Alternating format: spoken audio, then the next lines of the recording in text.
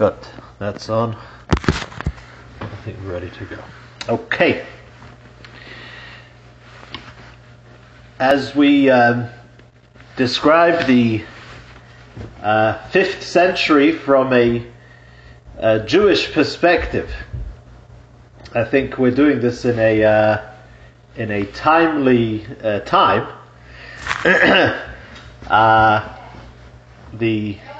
We're soon going to celebrate Shavuos, the giving of the Torah, and it's in the 5th century that one of the greatest feats of the Jewish people, one of our greatest achievements as a people of the Torah, was achieved when we transcribed, we put together, gradually, I'll say, 5th and going through the 6th century, where we put together the Gemara, the Talmud. Here, speaking of the Talmud Bavli, the the Babylonian Talmud, the one that serves as the main source of everything Jewish. Good evening. Of everything Jewish, of whether it is halacha, whether it is what we call agoda, the way of life as a Jew, the stories, and everything in between is all in the Gemara. It all begins with the Gemara. It all has to come back to the Gemara ultimately. And that's what it is. We sometimes, I don't know if I certainly didn't think of it in this way till I was preparing this today, that, the Gemara has over 2,700 pages in the way that it's printed now. And, to put that together, to put such a work together, is something which is incredible. It's one thing just even to learn through it, as we know. It's one totally different thing to compile such a work. And, what the work of compiling the Talmud obviously meant putting together everything that was known to that day, sifting through what to write, what not to write, how to write it, in which way.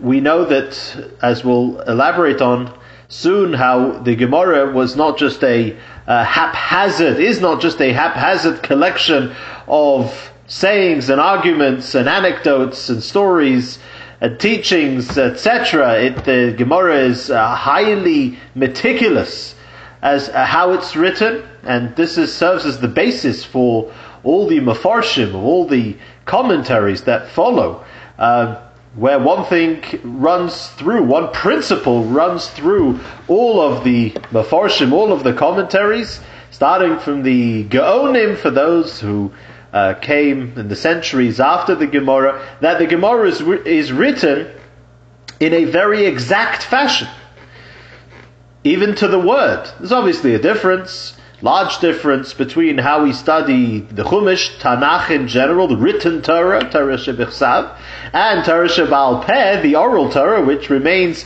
oral, quote unquote, even after it has been transcribed. That has various bearing in various ways.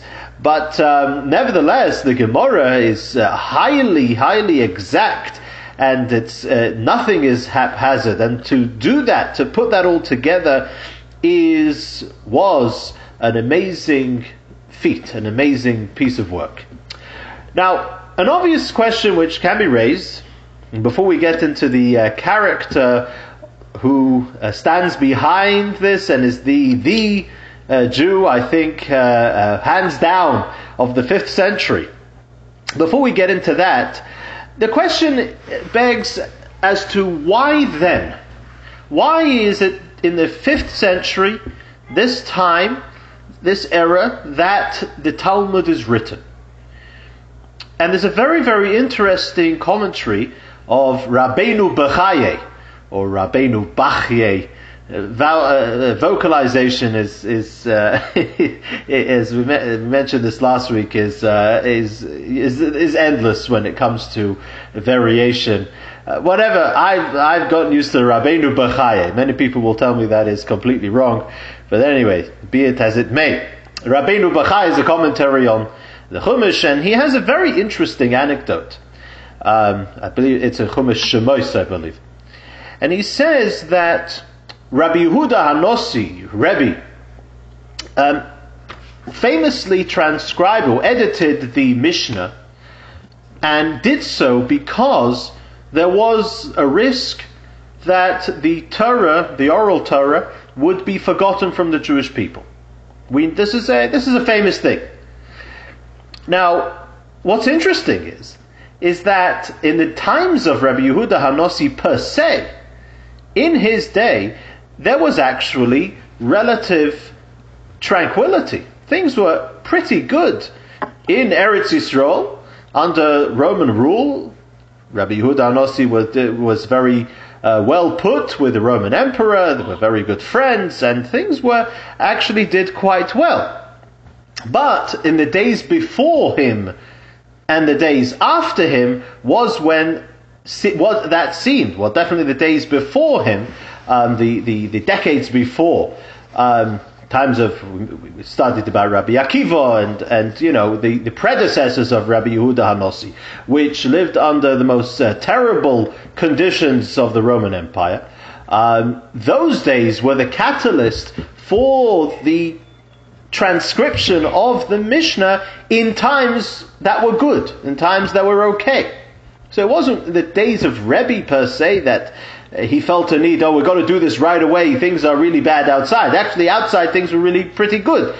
He knew that you couldn't wait for another catastrophic time, where you would run the risk of the Torah being forgotten. You had to do it now when times were good. Now, this was actually a similar situation in the 5th century with the transcription and the editing, the compilation, it's the best word, the compilation of the Talmud Bavli. In those days, that particular time, things were actually rather good for the Jews in Bavel. It was right afterwards, with there was the king changed. There was the total collapse of the Roman Empire. Things got very messy, and when there was tzoros, there were problems for the Jews, for the Jewish community in Bavel. And the Gemara has we have various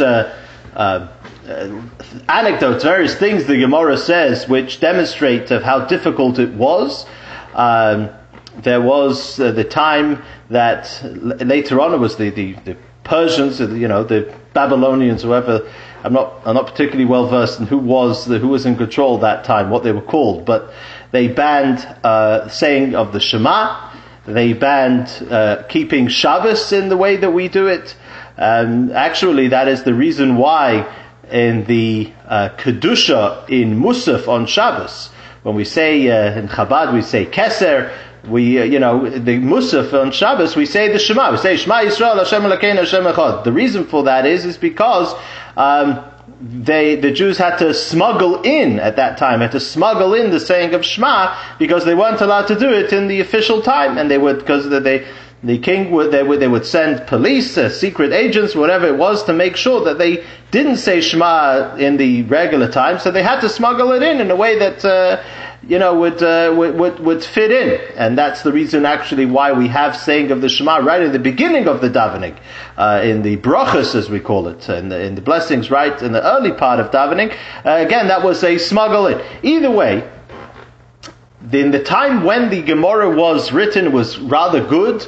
Afterwards is when it became quite difficult, and when learning and Jewish study fell to quite a steep low. And whether they saw it coming, or whether it was it's all by divine providence, but whether they saw this coming, or they had the wisdom of compiling the Talmud in the times that is good for fear, and to make sure that this would be preserved for any time that would come. We don't know exactly, but this is definitely what happened. That afterwards, this was exactly the right time for it to happen, because the golden age of the Jews of Bavel in that time came to an end, at least for a while, where problems did start to arise in Babylon, and then therefore obviously this is the hand of Hashem that guides us, that made sure that the sages of the time would come together, and a situation would come together whereby the transcription and the editing and finally the closing of the Talmud Bavli would be possible. Now the man who was the commander-in-chief, the man who stood at the helm of this entire project, who took it literally throughout its first stages and almost through its last stages, was a person who was the leader in every respect of the Jewish people at the time in Bovel, and this was Rav Ashi.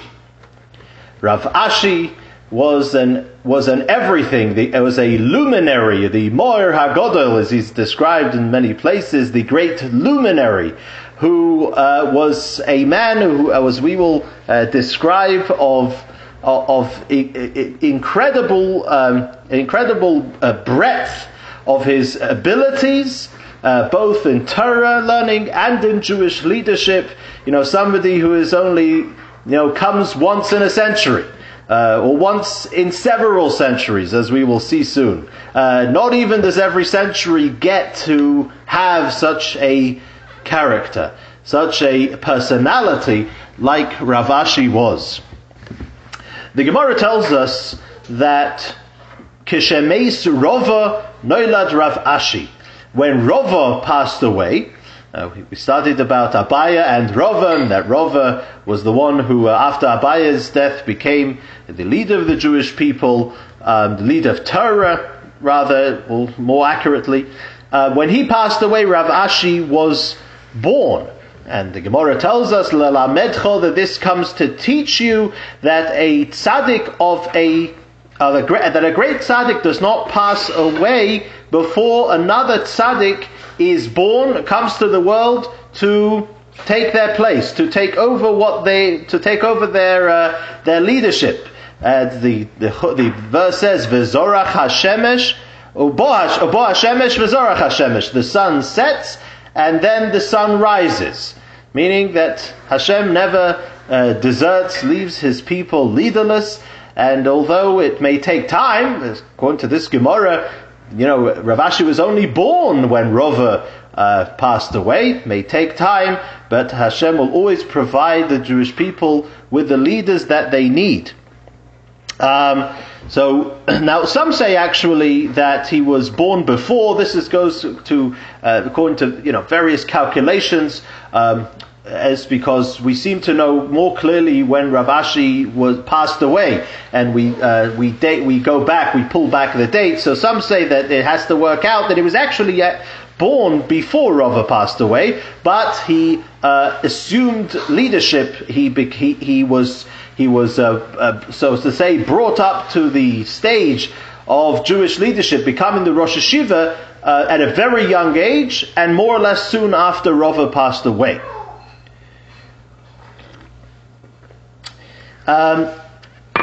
Rav Ashi studied under the previous generation of Amoraim, of the ones who contributed to the Talmud, particularly Rav Zvid, Rav Popper, Rav Nachman Bar Yitzchok, but primarily his, what we call Rabbi Muvhok, his primary teacher, his teacher from whom he gleaned and he learnt the bulk of his knowledge, was Rav Kahano. Rav Kahano led a yeshiva in a place called Pum Nahara. Pum Nahara means the mouth of the river, the opening of the river. It was the mouth of a river, and that's where the yeshiva was, in Bovel, and that's where he studied from him. We know several interesting things that Rav Ashi told us from Rav Kahana. There was a general idea about Rav Kahana, which is quoted and is proliferated actually in halachic text, which is, the phrase goes, Hoyul v'nofak mipumei de Rav Kahana, because this emanated from the mouth of Rav Kahana. Meaning to say that there was a certain idea, even, let's say, an example. You give an example for something. You could give many examples. But Rav Kahana chose to give this example for this case. And therefore that example was accurate. It was specifically that example, Hoyul v'nofak mipumei de Rav Kahana, since this came from the mouth of Rav Kahana, and everything he said and everything he did was precise. And there was actually several halachos that Rav Ashi brought, and they are in the Gemara, that were not taught per se by Rav Kahana. They were rather done. They were what we call Maaseh Rav, the actions of the teacher, the deeds of the teacher, of the sage, that taught us this. For example, we know, this is our custom till today, that when a Shabbos or a Yom Tov, we have what we call lechem mishneh, 2 loaves. We have 2 loaves of challah, or 2 loaves of bread, with which we start the Shabbos or the Yom Tov meal. And how do we do it? We hold, by the bracha, we hold both loaves, both challahs, and then we put it down and we cut one of them. Now that was actually the custom that was, how do we know that this is how you got to do it? So you got to hold both, and then you can break just one. You don't have to cut both of them. It's only that you have to have both when you say the bracha, but then you cut one of them. This was how Rav Kahana at his Shabbos table. Rav Ashi witnessed. Rav Ashi was there when Rav Kahana broke bread on a Shabbos or a Yom Tov, and this is how he did it. And so therefore this became, Rav Ashi says in the Gemara, this is how you got to do it. This is the halacha. You have to you hold both by the bracha, and then you break one of them. Another form, or another thing that Rav Ashi told us of his teacher Rav Kahana was the position of how one should position oneself when reciting the Amidah. How should one stand? So he said, I saw Rav Kahana, and Rav Kahana stood in a position ke'avdo kamei more, as a servant in front of his master.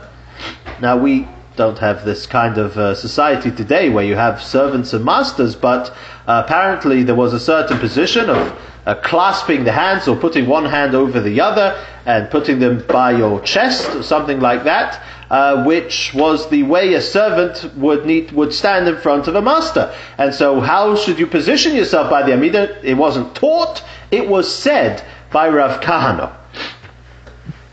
After his study, and seems to be after the passing of Rav Kahana, Rav Ashi went to Sura. Now, Sura was the yeshiva that was well established before that, and actually, however, the move of Rav Ashi was to a suburb of Sura, a place called Mosa Machasya, or Machsya, or it's one of those two pronunciations, Mosa Machasya, which was a suburb of Sura, and there Rav Ashi re-established the old yeshiva in Sura, the yeshiva that Rav had started, which we learned that Rav, 2 generations before, had begun the yeshiva in Sura. Until then, it was the yeshiva in Pumbedisa that was the main yeshiva. Now again, some of these places we know where they are today. Some of them not. That's some of them we do know. They're not very pretty places these days. But anyway, they were the place to be all that time ago. So again, Pumbedisa was the main yeshiva at the time of Abaye.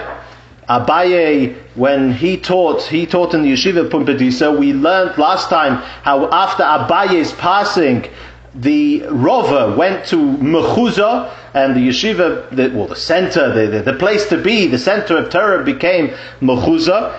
After Rova passed away, so there was the yeshiva of Rav Kahana, which in Pum Nahara, which we learnt about, but the yeshiva in Surah continued. I mean, the yeshiva in Surah was there for 800 years. It was after the passing of Rav Chisda, who took over, that there was a decline in the yeshiva in Surah, but with the return of Rav Ashi, establishing the yeshiva in this suburb of Surah, a place called Mosa Machasio, that is when the yeshiva was revitalized, it was reborn, and it became a bigger center than it ever was by dint and by virtue of Rav Ashi, to the degree that the Reish Golusa, the head of the exile, the political leader of the Jewish people, who was there was one particular one who we know was in the time of Rav Ashi, called Huna bar Noson, and the Reish Golusa, if it was him, but the Reish Golusa would come one time a year to the great yeshiva,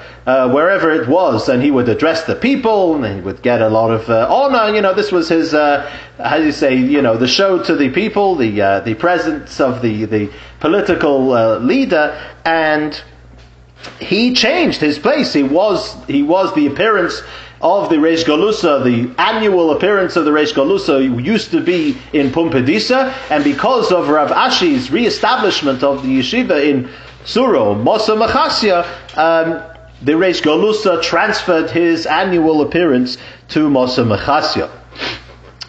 We don't know a very lot about the private life or the early life of Rav Ashi.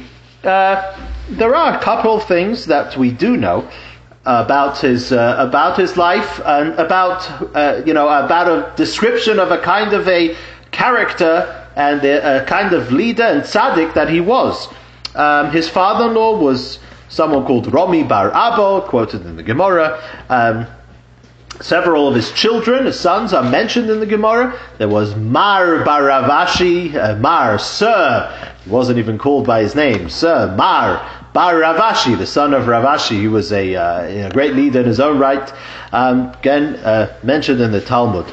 There was one story which the Gemara says where there was the shul in Mosa Machasya was a large building that but was very old, and it was falling apart. There were cracks in the wall that were showing, and as it usual goes, nothing much changes throughout history. So the Jewish community started a building campaign to build a new shul, and Rav Ashi, understanding the situation, moved into the old shul.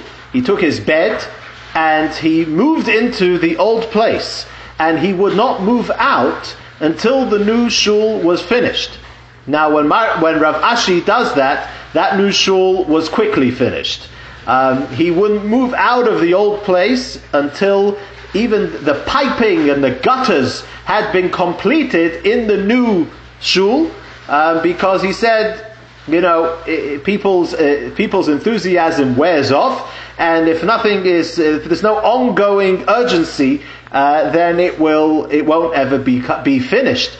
And he actually credited himself with the merit of having seen this project through, to the degree that he said that Mosa Machasya was not destroyed because of this mitzvah. The Gemara says, one second, Mosa Machasya was destroyed, and the Gemara says, well, it wasn't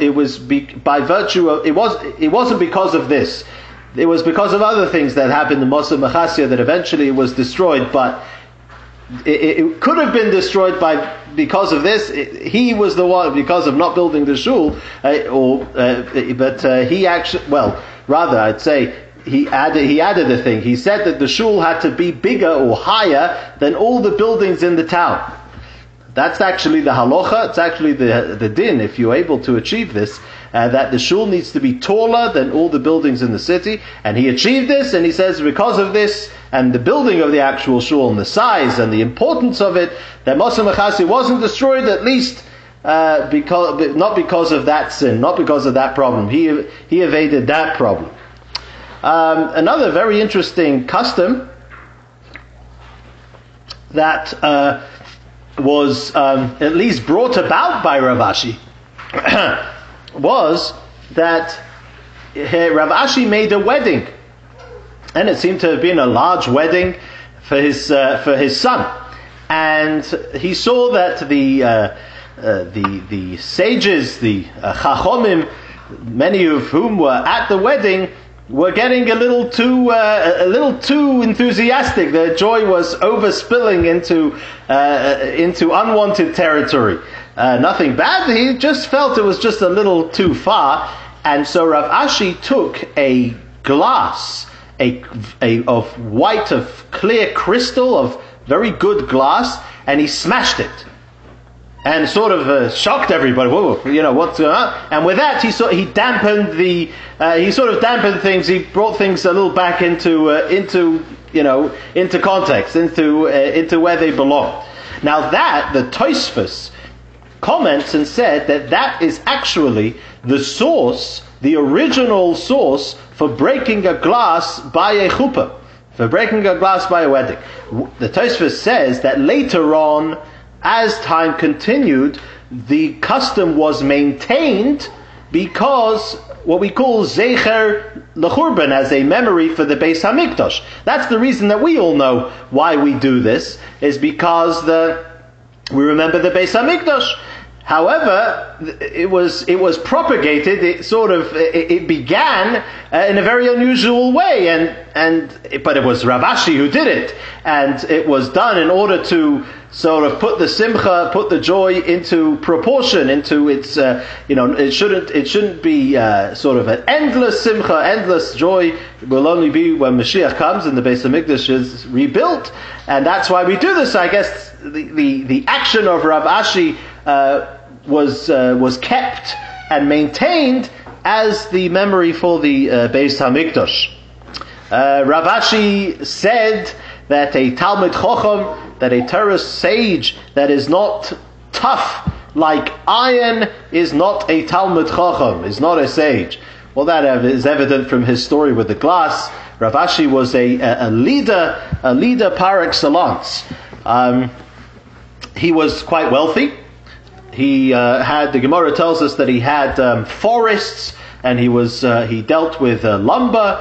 At least they were his, and maybe other people dealt with it, but he was rather wealthy. And the Gemara attests to the fact that Mimois Rebbe va'ad Rav Ashi, from the days of Rabbi Yehuda HaNossi until Rav Ashi, Lo motzinu Torah u'gedula b'mokem echad. We do not find Torah and material, physical greatness in one place.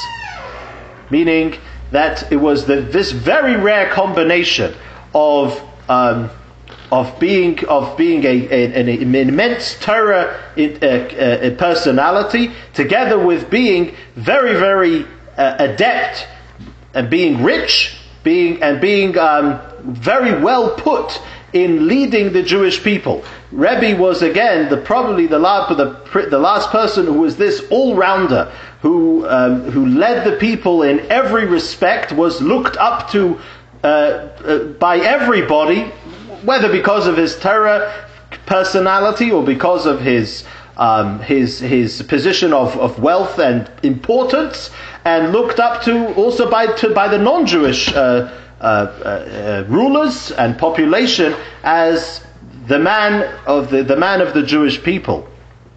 Rav Ashi knew how to do this. A very, very fascinating example of his abilities, of his qualities as a leader was that we know historically that a very, very great sore point for a rabbi, for a person or a rov, someone meting out halachic rulings, was when an animal was brought to them with a defect, with a blemish in the animal that may have rendered the animal a treifah, a treif, no good. If the lung is damaged in various ways, or its ribs are broken, we know there's laws of treifah that we are not allowed to eat this animal.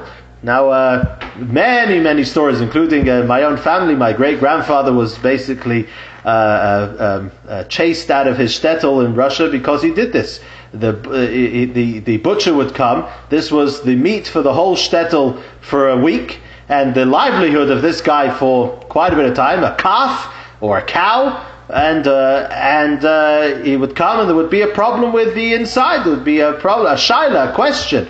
And if the rabbi would say it's treif, it can't be had, that was big money. That was a big loss, and that wasn't a simple thing. And many, many stories of many great rabbis who had a very hard time with this situation. And so the Gemara tells us what Rav Ashi used to do. Rav Ashi used to, when a question of an animal would come to him, a question whether it's treifa, he would make a meeting of all the butchers in the whole area, all the butchers in the town. He would bring them all to him, and he would go through the question together with them. He would point at the defect and say, well, what do you think? Do you think this is a defect which the animal would live? It would not live? How long would it live? Is this and each one would put in their 2 cents sort of thing. And so Rav Ashi said, I do this in order to take a few chips off the beam which is on my shoulder. The beam was on his shoulder. They took a few chips off it like this. If it would be problematic, it came through everybody. They all came to the conclusion together, all the butchers. That was the way he did it. Obviously a very wise and amazing way of dealing with things. Rav Ashi was in a time when 10 years of being a Rosh Yeshiva by any standard, this would be a great one. Rav Ashi was a Rosh Yeshiva for 60 years. 60 years. And not only did he lead the Torah world for 60 years, but what is very unique and what put him in the position for being able to compile the Gemara was the situation which was, that's how it was, is that there was not all that much left in Eretz Yisrael as far as Torah learning was concerned at that time. The Torah learning, the yeshivas had quite diminished at that particular time. There was no great sages, great on that level of greatness to speak of in Eretz Yisrael. The bulk, sort of what we call the roiv minyan ubinyan, the numbers and the building of Jewish learning was all in Bovel, and he had access to everybody. He was able to talk things through with everybody. They were in close proximity, relatively. You had letters, you had, going back and forth. And this put him into the position of being able to collect and know everything that there was, all the discussions and everything that had gone on in the Torah world from the days of the Mishnah, from the days of Rav in Bovel going forward, was all available to him. What's very fascinating is that when you look in the Gemara, Rav Ashi, there's not very many arguments with Rav Ashi. Well, I guess you edit a work, you don't take very many arguments. There are some, but it's more presented as Rav Ashi Omar, or Omar Rav Ashi. Somebody said this, whether in past generations or the current generation, but then was Rav Ashi's contribution, and, he gave his contribution. It wasn't level with anybody else. So that's interesting. Now, the Gemara says that indeed, Rav Ashi v'Ravina soif hoiro'o. Rav Ashi and Ravina was a contemporary of Rav Ashi. They are what we consider soif hoiro'o, the end of halachic ruling. It ends with them. They are the junction. This is, in other words, that it was because of his position. Because of now it was decided, it was collectively, the collective project of writing the Gemara had come, so it was collectively decided that this was going to be the end. This was going to be the final say, after which everything has to be based on the Gemara. Everything has to begin from the Gemara. So it was a collective decision. It was no individual. You don't do that among Jews. No individual made that decision. It was a collectively understood thing that this was the perfect time. Rav Ashi and Ravina were the perfect individuals that were going to be able to do this job, and they set about doing it. Now, there are two people who actually, there are more than two, but two people who we have some of the most meticulous description of how the Gemara was put together, how the Talmud was put together. The two people are in order of generations is Rav Shrira Goin. Rav Shrira Goin was a rabbi in Bovel some generations after Rav Ashi, and the Rambam, Maimonides, Rambam, in his introduction to the Mishnah Torah, who gives us some of the background of how the Gemara was put together. Now, Rav Shrira Goin actually gives us some details which the Rambam doesn't give. What happened is that there was a tool, there was a means at Rav Ashi's disposal, which we spoke about before, which was called the something that Rova began in his place in Mechuzah, and that was the Yarchei Kala. The Yarchei Kala, the 2 months a year when the people would take off from work and they would come to the yeshiva, they would come to the place of Torah, and they would immerse themselves in Torah.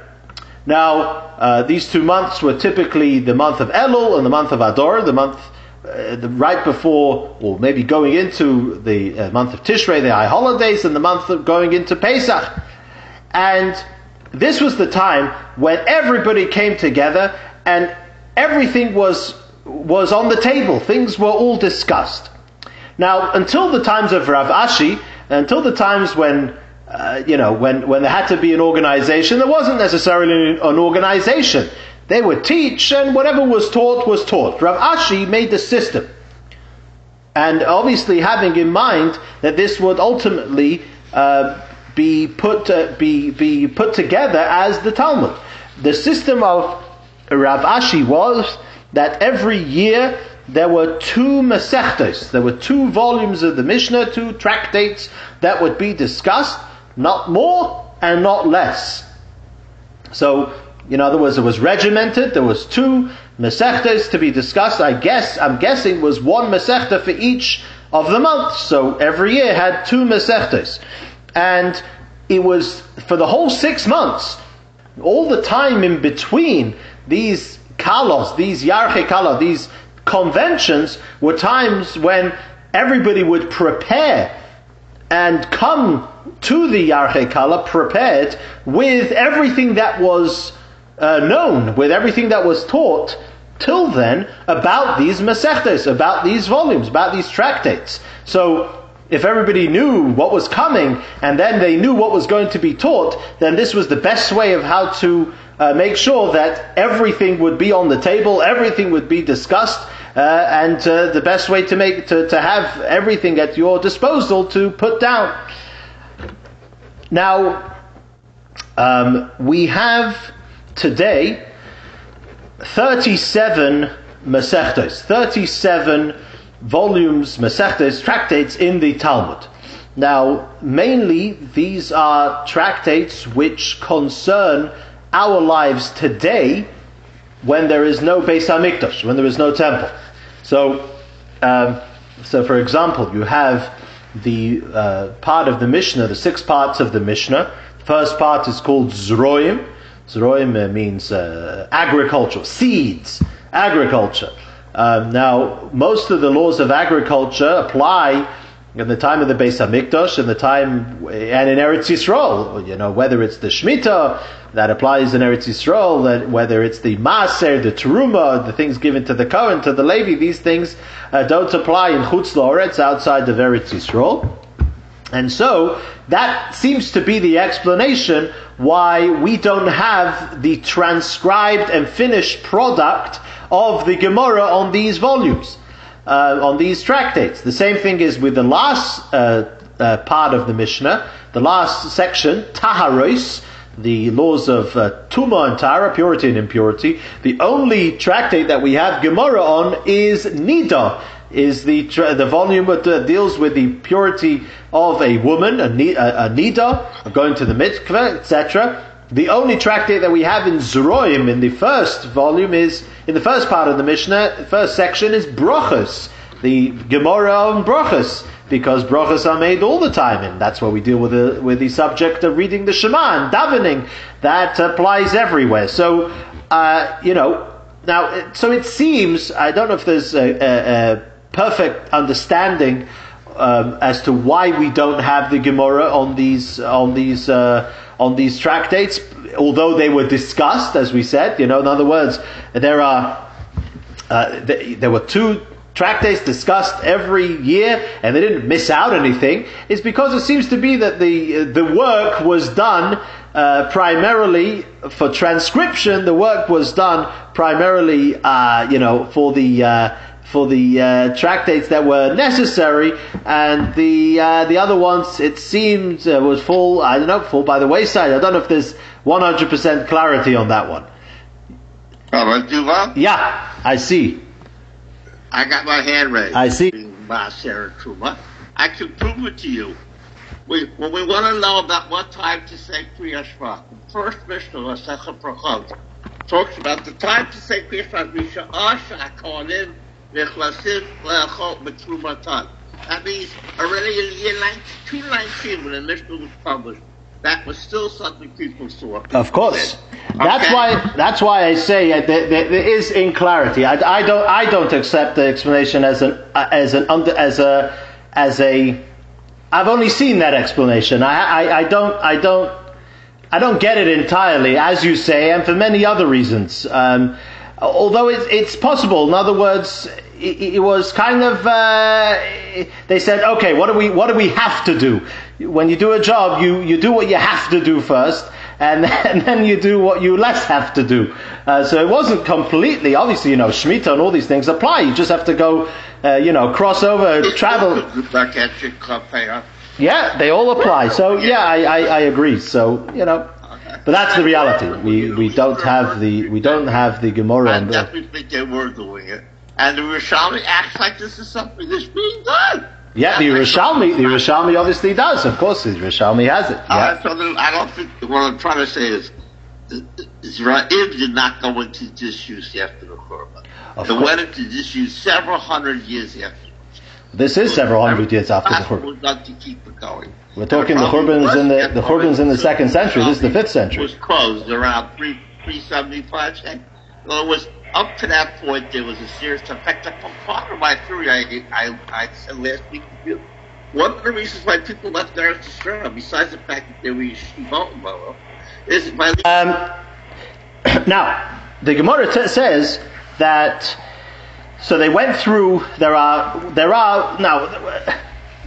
what we call shishim masechtos. There are 60 masechtos.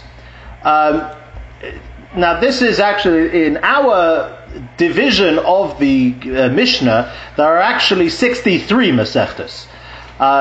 The reason for that is why we say 60 is because there are 3 Masechtas, 3 tractates, which were divided due to practical reasons, it seems.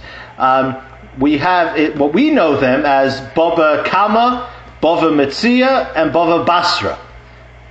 Bava Kama means the first section. Bava Metzia, middle section, or part. Bava Basra, the last section.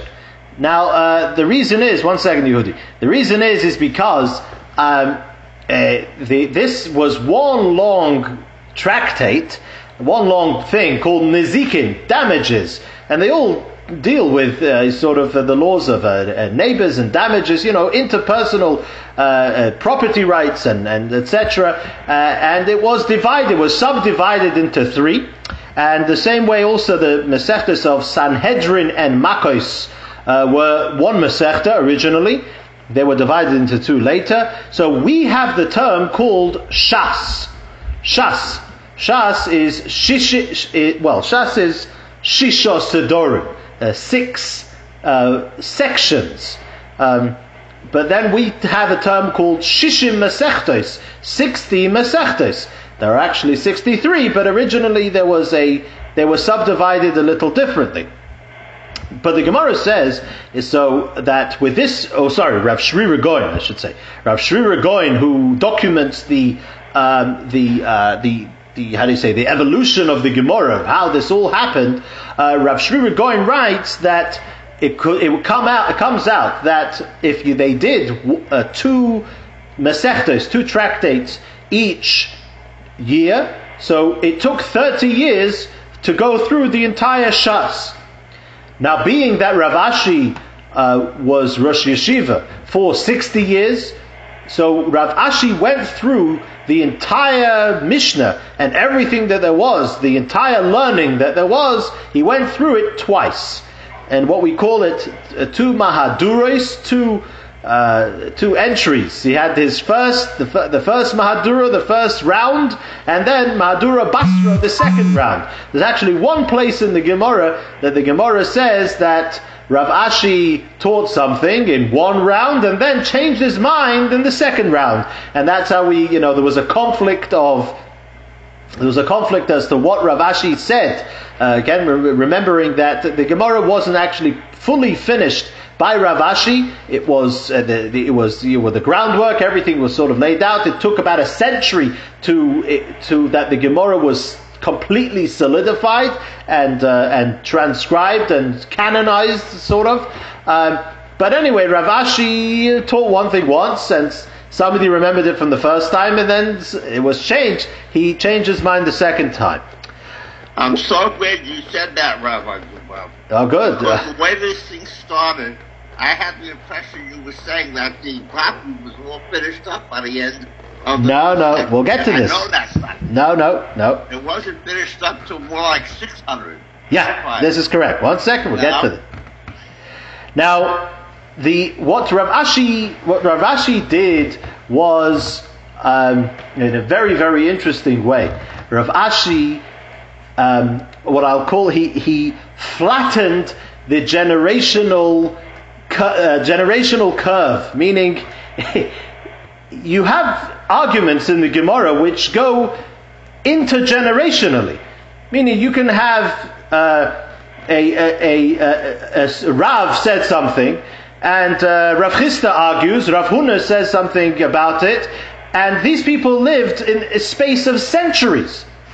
It'd be like the Baal Shem Tov saying one thing, the Rebbe of Kotsk saying something else, and the Brisker Rov saying a third thing. These people lived hundreds of years apart. Rav Ashi made the style, definitely came from him, with the various wordings and the various key phrases and words in the Gemara that of who you're quoting and how you're quoting it, whether you're quoting a Baraisa or you're quoting a Tosefta or you're quoting a Mishnah. Anyway, the styles is definitely from Rav Ashi, and he flattens the whole generation thing. You could be talking, you are arguing a concept with people who had passed away 200 years before him. And so you have in the Gemara, Omaloch Rova. Rova will tell you, meaning that would present Rova's argument, and you have your counter argument. Well, Rova will say back to you. In other words, we posthumously say what Rava would have said to defend his argument. He's not here to do it, so we'll say what he would have said in defense of his argument. This, in effect, I think this is one of the most tremendous things about learning Gemara, that you are in a live discussion. It's a living thing. The action is alive, and this, I think, gave rise to the style of when you learn Gemara, when you learn Torah in general, and the various commentaries. I often say that we do not say, you won't ever hear somebody saying Rashi said or Ramban said. It's Rashi says, Ramban says, and the Or HaChaim writes.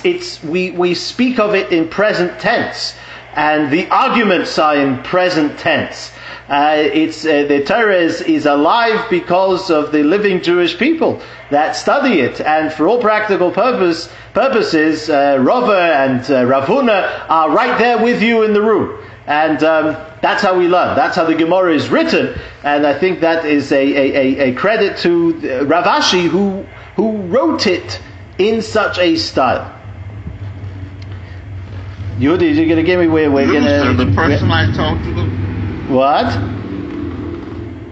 Remember I wrote you the Jacob News' history of Babylonia is considered to be like the major work in the field.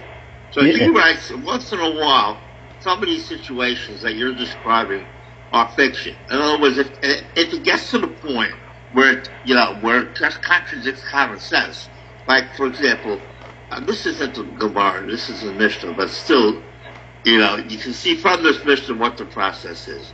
Basically, the last part of Mishnah on Seches Gittin talks about one of the grounds for a divorce.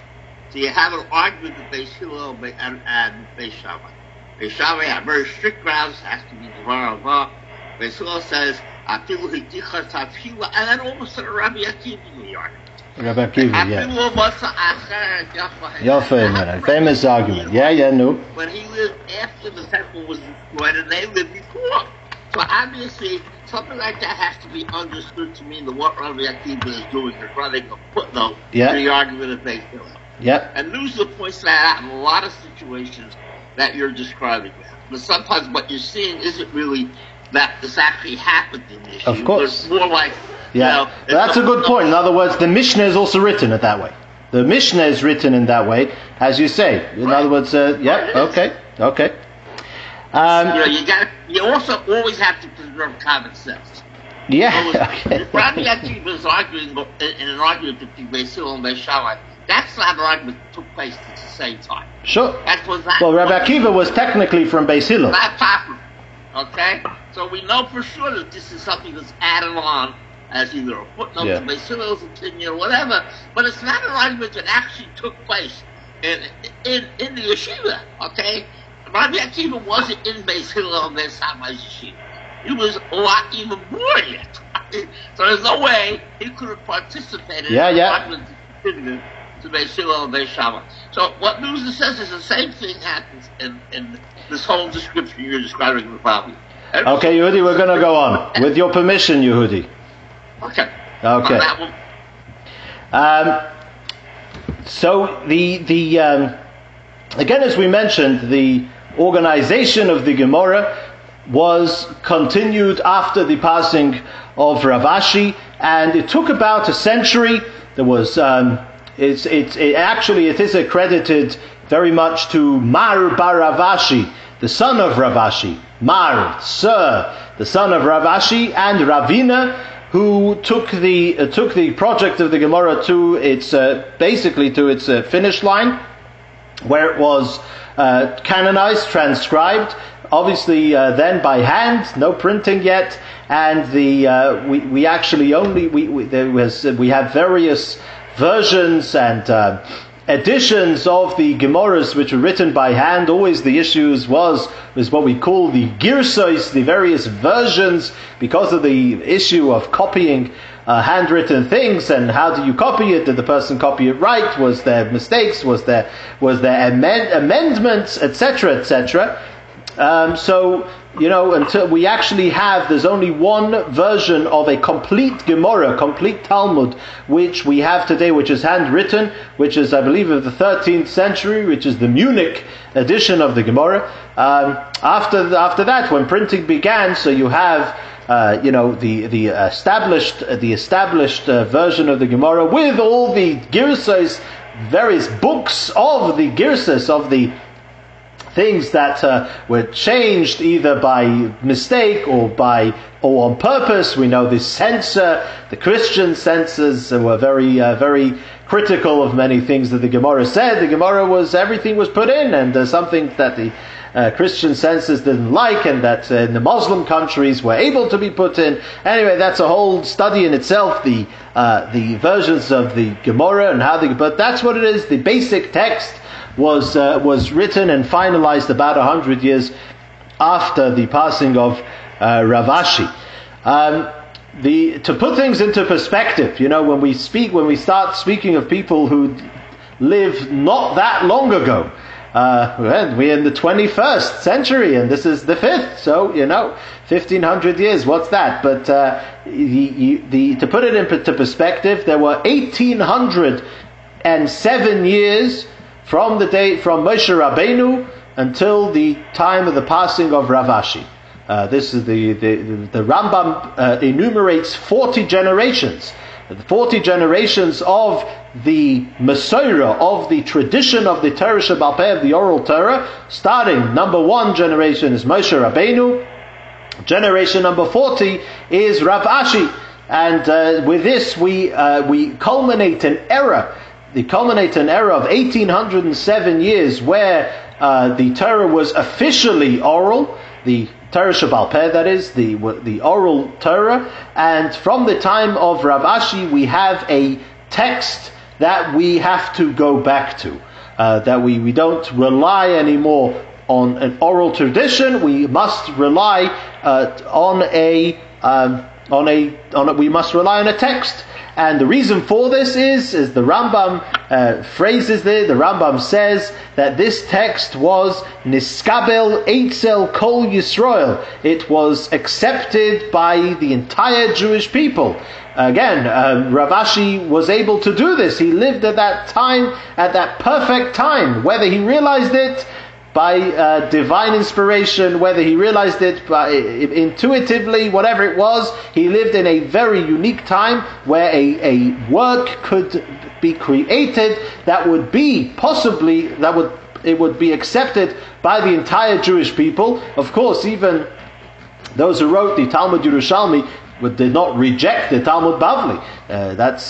They obviously they accepted it. Whether they accepted it as the final say is another question. We, coming down the generations, do accept it as the final say, as we mentioned the other time. But what for sure is that whether it's on the Talmud Bavli and the Talmud Yerushalmi, we must go back to both Talmuds. We must go back to both Gemaras in order to rule any halacha.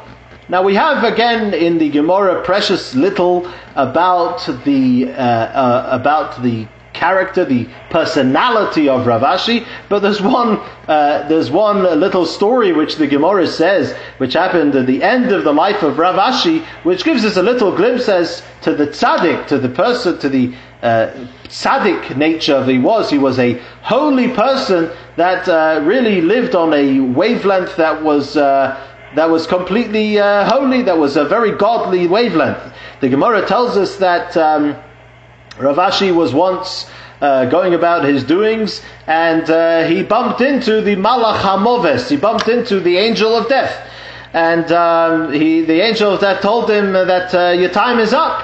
And Rav Ashi said to him, "Listen, please, just come back in a month. Give me 30 days. I want to review all my learning. I want to say it over all again, in order that when I come upstairs," he said, that they will be able to say, "Ashrei mishe bolakan v'talmudei biyodei." Happy is the one who comes here and his learning is in his hands. That his learning is fresh, so to say. Anyway, so the angel of death had to oblige. Rav Ashi told him that he wasn't ready yet, and so he went away and he came back on day number 30. And Rav Ashi told him, "What's this? You're here, ready? Day number 30. This is like you have to be as like a yekker, as they say, like a German Jew. Come 30, day number 30, not a day late." So the Malach HaMoves, the angel of death, told him, "Well," he said, we have a rule that a malchus noigas b'chaverto kimeloi nimo, that kingships do not infringe on each other, even the size of a hair, even the hairbreadth. Meaning, when it's time for the next king to rule, then it's time for the next king to rule. The previous king, so to say, will not be able to infringe even a hair's breadth on the later king. And it's already the time, said the angel of death, of Hunor Bar Nosson, who was the Reish Golusa, who was actually also a kind of example of Torah Gdula b'mokem echad, Torah and political greatness, affluence in one place. This Hunor Bar Nosson was a Torah sage who took over Rav Ashi and had similar characteristics in that regard. The Gemara, however, said that he, in the lifetime of Rav Ashi, was completely null. He was subservient. He was made himself a nobody in the face of Rav Ashi. Anyway, but it came his time, and so Rav Ashi had to make the space for him. The Gemara says that Rav Ashi called in the people who were going to give his eulogy, and he planned his funeral. And he says, "Well, what are you going to say?" And he asked them, they had said this and they said that, and he wasn't pleased. They had the all very sophisticated poetry of what to say, and he wasn't impressed. And the end of the day was that nothing much was said other than this phrase that cry for the mourners and not for the loss, because meaning the loss, the one who was lost, it's very good for him up there. He's in a very, very good place. Who misses him? It's the mourners, it's the people down here. But the person up there is in a very, very good place. And so he was all right with that line, and that was that. So again, we have tzaddikim of this kind of caliber. This is who we are talking about. Very fascinating. The burial place of Rav Ashi is once again now identified in Eretz Yisrael, in the land of Israel. Now I say Eretz Yisrael carefully because actually these the burial place, the said burial place of Rav Ashi, I don't know. We had last time the burial places of Abaye and Rova, which are said in Eretz Yisrael. This was said by the Arizal. The Rabbi Yitzchak Luria, he identified that Abaye and Rova are buried where they are, about 3 kilometers away from Tzfas in the Galil. The burial place of the said burial place of Rav Ashi, I don't think was said by anybody great, although there are scholars who do ratify this in some way. But it is literally on the border between Eretz Yisrael and Lebanon. In fact, in the year about 20 years ago, in the undercover fight between Eretz Yisrael and Lebanon, the UN decided to draw the line of the border between the two countries, and in their wisdom, they drew the line straight through the said grave of Rav Ashi. Which didn't, the people of the UN have their own wisdom of doing things, and that obviously set off a firestorm of thing. The Muslims say there's an old there's an old 500 years ago that there was an old Muslim sage which was buried there anyway, so it's an argument of who's there. Either way, so apparently the border cuts straight through the grave, and for Jews to come there, those who want to come there, you have to come with armed guard to make sure. You see literally the barbed wire going straight through. Why is this the case? Hashem decided this. If this is the burial place of Rav Ashi, I don't think anybody says this for sure, but whatever the case is, that is an interesting fact about Rav Ashi. But what is for sure is that Rav Ashi is alive as can be in the minds and hearts of hundreds of thousands of the Jewish people. If the Gemara says that any Kol Talmid Chochem, a person who is a sage, who we say his words today, that we learn his teachings, the Gemara says, his lips move in his grave. Now, whether that's figurative language, or the point is that he is as alive as it can get. So, regardless of the possible burial place of Rav Ashi, Rav Ashi is a household name, is a name which will never cease from the Jewish people until Mashiach comes and beyond, as being the one who gave us the Gemara, the Teresh Baal Peh, that we have, that guides and shapes and creates Jewish life until today and beyond. Yes, so thank you for coming and listening. Yes, Yehudi, I didn't take the question. Thank you, Rabbi. Talk about it anymore.